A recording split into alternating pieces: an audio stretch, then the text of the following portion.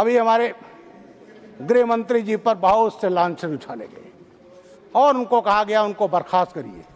महोदय, अमित शाह जी वो गृह मंत्री हैं देश के पहले जिन्होंने सीमाओं पर जाकर जवानों से बात किया। महोदय, मैं पुलिस अधिकारी रहा हूं। महोदय, we have led the force from front. As a home minister he has led the force from front. जाकर सीमाओं पर बात करते हैं बीएसएफ के जवानों से, सीआरपी आईटीबीपी के जवानों से, और उसी का परिणाम है सभापति महोदय कि आज आतंकवाद खत्म हो चुका। उसी का परिणाम है नक्सलवाद खत्म हो गया। इनके कार्यकाल में महोदय क्या होता था, मध्य प्रदेश में इनकी पूरी लीडरशिप मार दी गई। माननीय मनमोहन सिंह जब प्रधानमंत्री थे, उन्होंने कहा था ये लेफ्ट विंग टेररिज्म विकास के लिए, देश के लिए सबसे खतरनाक है। लेकिन महोदय, एक वहाँ नेशनल एडवाइजरी काउंसिल होती थी, उन्होंने इस बात को नहीं माना। नक्सलियों पर कोई कार्रवाई नहीं हुई, हमारे हजारों जवान मारे गए। महोदय, 2010 में छत्तीसगढ़ में हमारे सभी सदस्यों से आग्रह को विषय पर बोले। सीआरपीएफ के, और ये मैं बधाई देना चाहता हूं अपने प्रधानमंत्री को, मैं बधाई देना चाहता हूं अपने गृह मंत्री को जिन्होंने कहा था 31 मार्च 2026 को नक्सलिज्म खत्म कर देंगे। महोदय, इस देश का आबादी का जितना बांग्लादेश का एरिया उतना नक्सलियों के कब्जे में था। जी हाँ, और उसको किया गया जब इन्होंने अमित शाह जी पर आरोप लगाया। देखिए, कुछ कहें तो सर उसका जवाब तो देना पड़ेगा। इसके अलावा अभी ये कहा गया कि जो यहाँ प्रदर्शन हुआ उसमें लाठी चली, उसमें टीयर गैस गन चला। ये भी कहा गया साहब किसने आदेश दिया। लॉ एंड ऑर्डर के लिए हमारे कानून में, क्रिमिनल जस्टिस सिस्टम में बड़ा क्लियर कट प्राविधान है। जब कोई लॉ एंड ऑर्डर की स्थिति आती है महोदय, तो जहां पर मजिस्ट्रेट, जहां जिले में कमिश्नरेट सिस्टम नहीं है, वहां जो मजिस्ट्रेट होता है मौजूद, वो आकलन करता है पुलिस अधिकारी के साथ में, और तब निर्णय होता है पुलिस बल का प्रयोग किया जाए। महोदय, यहाँ कमिश्नरेट सिस्टम है, यहाँ भी वही सिस्टम है। यहाँ पर जो फोर्स यूज होता है, सबसे पहले हम लोग वार्न करते हैं, जो यहाँ पर वार्न किया गया लाउड हेलर से वार्न किया गया, और उसके बाद जब भीड़ तब भी नहीं हटती है तो हम वाटर कैनन से पानी फेंकते हैं, वो भीग जाएं भाग जाएं, जो यहाँ किया गया। और उसके नहीं करते तो टीयर गैस गन का फायर करते हैं, सेल का। This a non lethal weapon. और उसके बाद रबर बुलेट का प्रोविजन है। पैलेट गन के बारे में बहुत कहा गया, पैलेट गन। मैं पैलेट गन के बारे में कहता हूं नहीं चली। और पैलेट गन है क्या? पैलेट गन महोदय 12 बोर बंदूक होती है, और उसमें 6 नंबर का छर्रा हम लगाते हैं, और उसमें अगर फायर होता है तो स्किन डीप इंजरी आती है। मैं जब डीजीपी उत्तर प्रदेश था तो मैंने तब 1000 वो 12 बोर गन मैंने यूपी पुलिस के लिए खरीदा था। मकसद क्या है उसका? प्लीज, मकसद ये है श्रीमान, सीट पर बैठकर मकसद ये है, मिलेगा तब आप बोलेंगे ना। आपको महोदय मकसद ये है कि क्राउड पर अगर वो नॉन लीथल वेपन से नहीं हटती है तो उन पर राइफल से गोली न चलानी पड़े सभापति महोदय। इसीलिए नॉन लीथल वेपन का इस्तेमाल होता है। और महोदय कहा गया गोली चलाएगी, कांग्रेस के सबसे बड़ी लीडर ने महोदय गोली चलाई गई थी ही पार्लियामेंट के सामने 7 नवंबर 1966 को, जब यहाँ साधु थे, संत थे, गायें थी। क्या मांग था उनका? मांग था गो हत्या ना हो। और यहाँ पर सीधे 303 राइफलों से गोली चलाई गई थी। 8 संत की हत्या हुई थी, गायों की हत्या हुई थी। कांग्रेस की सरकार थी, इनके पार्टी की दूसरी प्रधानमंत्री थी। और उसके बाद यहाँ पर स्वामी करपात्री जी ने, महाराज ने साफ दिया था। उन्होंने कहा था मैं संतों का खून माफ करता हूँ, लेकिन जो गौ माता की हत्या हुई है उसको मैं माफ नहीं करूंगा। तो ये महोदय गोली तो ये लोग चलाते थे। महोदय अभी कहा गया असम में किए, बंगाल में किए, और बड़ी हठधर्मिता बीजेपी की रही कि छात्रों से इन्होंने वार्तालाप नहीं किया। हमारे मंत्री जी बैठे हैं यहीं पर, माननीय जितेंद्र सिंह जी, माननीय नड्डा जी, जब हुआ तो उन्होंने वार्तालाप किया छात्रों से किया, असामाजिक तत्वों से नहीं किया। पूरा प्रयास किया। और महोदय हठधर्मिता थी कांग्रेस की। 1983 फरवरी इलेक्शन होना था आसाम का, उसमें ऑल असम स्टूडेंट संग्राम परिषद आसू और वहाँ के संगठन क्या डिमांड कर रहे थे कि चुनाव कराने के पहले जो बांग्लादेशी हैं, घुसपैठिए हैं, उनके वोटों लाखों लाख न डालेंगे, उनको हटा दो तब चुनाव कराओ। लेकिन हठधर्मिता ये हुई कि नहीं किया गया, अनशन जोर पकड़ा और फरवरी 83 में नेली नरसंहार हुआ था महोदय। नेली 3000 से ज्यादा लोग मारे गए थे सर। तो ये हत्याएं तो ये कराते थे। कश्मीर हम अभी भूले नहीं है महोदय। ये लोग कह रहे हैं कि साहब आपने कुछ नहीं किया, अरे आप ही की सरकार थी, हजारों लाखों पंडित भगा दिए गए और वहां धर्मग्रंथों से, धर्म स्थलों से ऐलान होता था हिंदुओं चले जाओ, और क्या क्या मैं उसको यहाँ पर अपना उसको कह करके मैं अपने को कष्ट नहीं देना चाहता, और तब ये लोग चुप थे। आज भी उन पंडितों के बारे में जब कोई होता है तो उसकी बात नहीं उठाते। अब सभापति महोदय आता हूँ मैं। अभी हमारा समाजवादी पार्टी है, समाजवादी पार्टी के एक बड़े नेता का मैं बयान पढ़ रहा था कि साहब नीयत साफ होनी चाहिए, पेपर परीक्षा पर साफ नीयत जरूरी है। महोदय हमारी नीयत तो बिल्कुल साफ है, और नीयत साफ ना होती तो 2024 में ये हम एक्ट नहीं लाते। और उत्तर प्रदेश में महोदय हमारी नीयत साफ थी। जब 1992 में माननीय कल्याण सिंह जी मुख्यमंत्री थे और माननीय राजनाथ सिंह जी शिक्षा मंत्री थे, तो नकल विरोधी अध्यादेश लाए थे। महोदय यूपी बोर्ड दुनिया का सबसे बड़ा बोर्ड है, मैं भी उसी बोर्ड का रहा हूँ, उसी बोर्ड से पास किया हूँ।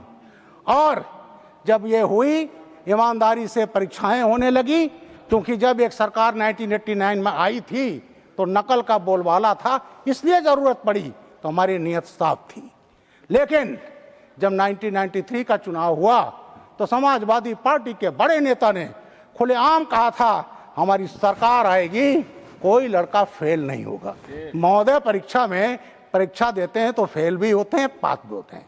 महोदय मैंने सन 70 में हाई स्कूल का इम्तहान दिया है और मेरी 77% पर यूपी में 43rd रैंक थी। मैंने 72 में इंटरमीडिएट दिया है तो मेरी 79% पर 10th रैंक थी। महोदय उस समय अगर इंटरमीडिएट का रिजल्ट 30-35% आ जाए, बहुत अच्छा रिजल्ट आया है। हाई स्कूल का 40% टच हुआ, बहुत अच्छा आया। तो उस समय कहा गया कोई फेल नहीं होगा, और धुआंधार नकल हुई। बच्चे जाते थे किताबें लहराते हुए, एक पार्टी का जिंदाबाद बोलते हुए, और महोदय वहीं से शिक्षा माफिया की, नकल माफिया की शुरुआत हुई। और मुझे कष्ट के साथ कहना पड़ता है कि उत्तर प्रदेश नकल माफिया की राजधानी बन गई। दूसरे स्टेट के बच्चे आते थे, एग्जाम देने आते थे। तो महोदय ये हाल हमारे उत्तर प्रदेश का रहा। अब आता हूँ महोदय, इतना क्योंकि समय भी मैं देख रहा हूँ।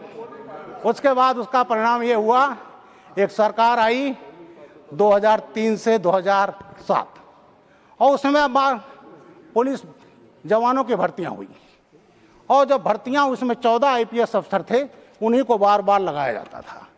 और जब सरकार बदली 2007 में तो उसकी जांच हुई। जब जांच हुई तो उसमें देखा गया कि रिटर्न में लड़का कॉपी के अंदर 2 नंबर पाया है, कवर पेज पर 20 नंबर, और जो एग्जामिनर थे पता चला उसके अंदर अपने हाथ से लिख दिए। और जब जांच हुई 14 IPS अफसर सस्पेंड होते महोदय, और उस जांच में निकाले गए।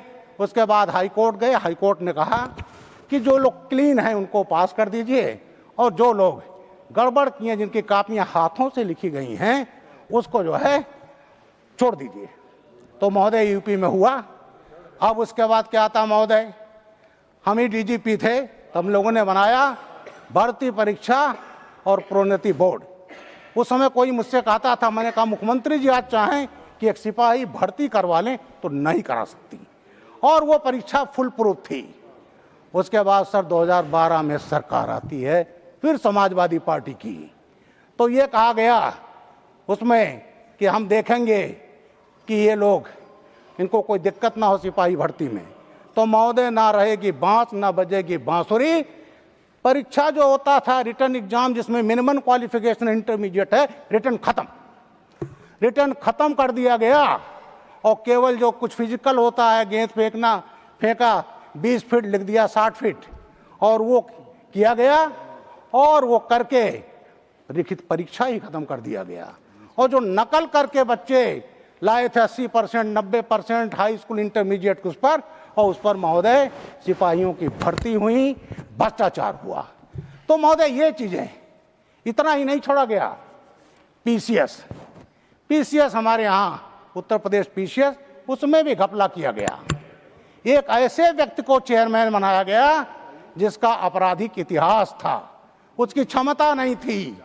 2013 से ही बच्चे उसके खिलाफ एजिटेशन कर रहे थे और महोदय हाई कोर्ट का उसमें आना पड़ा, और उस चेयरमैन की, अनिल यादव जी की जो वो थी, उनको निकाल दिया गया। महोदय पीसीएस में गड़बड़ी हुई, तमाम ऐसी जगहों पर सेंटर बनाए गए जो एसडीएम डीएसपी भर्ती करती है रूरल एरिया में जहां नकल हो सके। एक जगह है करहलसर, मैं सस्पीट हवा भी रहा हूं, मैनपुरी उसके बॉर्डर पर है, इंटीरियर में सेंटर बनाए गए कि नकल कर सकें। और उसके बाद सर इंटरव्यू होता है, इंटरव्यू 200 नंबर को होता था पीसीएस में। उसमें जो शेड्यूल कास्ट के लोग थे उनको 80-90 नंबर मैक्सिमम, ओबीसी के 100 नंबर 105 नंबर, और एक जाति विशेष के लोगों को 130 से 140 नंबर दिए गए महोदय। और उसमें भी गड़बड़ियां हुई, उसमें जांच हुआ, सीबीआई ने जांच किया, लेकिन महोदय वो जब चेयरमैन हटाए गए तो उसके पहले उन्होंने खेल खेल दिया। उन्होंने आदेश किया कि 6 महीने से जो ज़्यादा रिकॉर्ड है उसको डिस्ट्रॉय कर दिया जाए, वीड आउट कर दिया जाए। जब सीबीआई जांच करने गई तो रिकॉर्ड ही नहीं मिला महोदय। तो ये पार्टी ऐसी रही जहां नकल को इंस्टीट्यूशनलाइज किया गया, संस्थागत रूप दिया गया, और आज कहा जाता है कि साहब परीक्षा पर नियत साफ होनी चाहिए। नियत तो हमारी साफ है महोदय। अब बात अभी मैं सुन रहा था SC/ST का, महोदय मैं भी अनुसूचित जाति का हूँ। अनुसूचित जाति के साथ साथ मैंने देखा कि अनुसूचित जाति के लोगों के साथ जाति हुई है। उत्तर प्रदेश में एक संस्था चल रही है परिवार डेवलपमेंट अथॉरिटी, उसमें दलितों को भी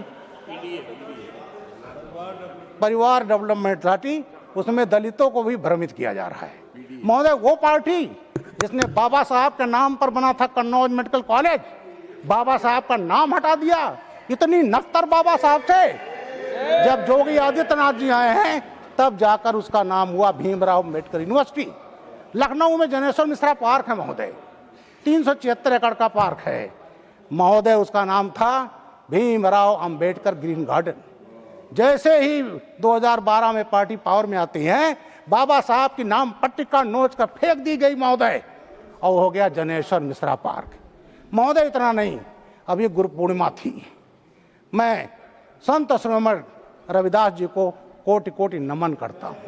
वो हमारे प्रधानमंत्री जी के कॉन्स्टिट्यूएंसी वाराणसी के, काशी के, सीर गोवर्धनपुर के जो उनका जन्म स्थान है। हमारे प्रधानमंत्री जी वहाँ गए, कई बार गए, हमारे योगी आदित्यनाथ जी गए, और वहाँ गए, पहले और पार्टियों के लोग नहीं जाते थे। और एक जिला है महोदय बनारस का, भदोही जिले का शिक्षा जुड़ा महोदय इसमें, और भदोही का नाम था पॉइंट ऑफ ऑर्डर पे संत रविदास नगर। ऑर्डर पे है मिस्टर मनोज झा, प्लीज। हाँ Manoj ji, please rule, point of order rule. Thank you so much. Under Rule 110, that pertains to scope of debate. पूरा देश देख रहा होगा। संजीदगी कहाँ चली गई? वो जनरेशन देख रहा होगा। प्लीज टेक योर जो जिन्होंने please take your seat, you continue. जी महोदय, प्लीज। तो आज माननीय सदस्य को प्लीज, माननीय सदस्य, डिबेट आरंभ होने के पहले ही माननीय चेयरमैन ने इन सारी चीजों के बारे में आपको बता दिया। वो आप सबके लिए एप्लीकेबल है, आप सबके लिए एप्लीकेबल है। प्लीज। भदोही का नाम द्वारा रखा संत रविदास नगर, दलितों का सम्मान महोदय। जो उत्तर प्रदेश में भर्तियां हुई हैं, 9 लाख भर्तियां हुई हैं, कोई जांच नहीं, क्लियर और बिल्कुल ईमानदारी से हो रही है। पुलिस में 2,38,000 भर्तियां हुई हैं महोदय, और उसमें महिलाओं की भागीदारी करीब 40 लाख है। और योगी आदित्यनाथ जी ने 3 महिला बटालियन बनाई। महोदय, पीएससी प्रोविंशियल आर्म्ड कॉन्स्टेबलरी देश की सबसे बड़ी पार्लियामेंट्री फोर्स है स्टेट की, मैं भी उसका डीजी भी रहा हूँ। और उसमें क्या बटालियन बनी गई है? अवंतीबाई लोधी बैकवर्ड, उदा देवी पासी 1857 की वीरांगना, उनके नाम पर बटालियन, और झलकारी बाई कोरी उनकी बटालियन बनाई गई है। महिलाओं की जो पहली बार ये हुआ है बटालियन बनाई गई और उसको सम्मान किया गया। तो महोदय, इस तरह से अब ये बात आई शिक्षा की। महोदय, मैं ST/ST कमीशन का चेयरमैन रहा हूँ यूपी का। अलीगढ़ मुस्लिम यूनिवर्सिटी और बनारस यूनिवर्सिटी का एक सेम है, 1916 का BHU और 1920 का अलीगढ़। लेकिन आज अलीगढ़ मुस्लिम यूनिवर्सिटी दलितों को रिजर्वेशन नहीं देती है, जामिया मिलिया नहीं देती है। क्यों नहीं देते?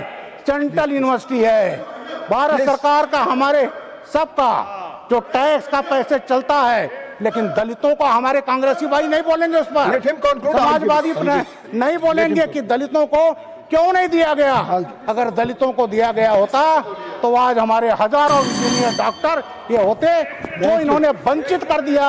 और हमारे कांग्रेसी भाई इतने दिनों तक रहे, आजादी के बाद इनके जितने मिनिस्टर्स हुए, एजुकेशन मिनिस्टर हुए, चाहे वो मौलाना अबुल कलाम आजाद हों, चाहे वो नूरुल हसन साहब का हों, चाहे हुमायूं कबीर हों, किसी ने ध्यान नहीं दिया। और सुप्रीम कोर्ट ने एक निर्णय दिया था 1968 में कि आप धर्म के नाम पर, जाति के नाम पर नहीं कर सकते। सर, सुप्रीम कोर्ट का निर्णय भी नहीं माना गया, उस पर ये नहीं बोलेंगे कि दलितों को रिजर्वेशन को क्यों नहीं दिया। थैंक यू, बहुत बहुत धन्यवाद सब। हाँ, एक चीज और बोलना चाहता हूँ सर। अभी एक संजीव मुखिया का नाम बताया गया। थैंक यू महोदय, ऐसा है इन्वेस्टिगेशन में जब हम करते हैं तमाम देखेंगे नामजद होते हैं, नामजद होने से कोई मुलजिम नहीं हो जाता।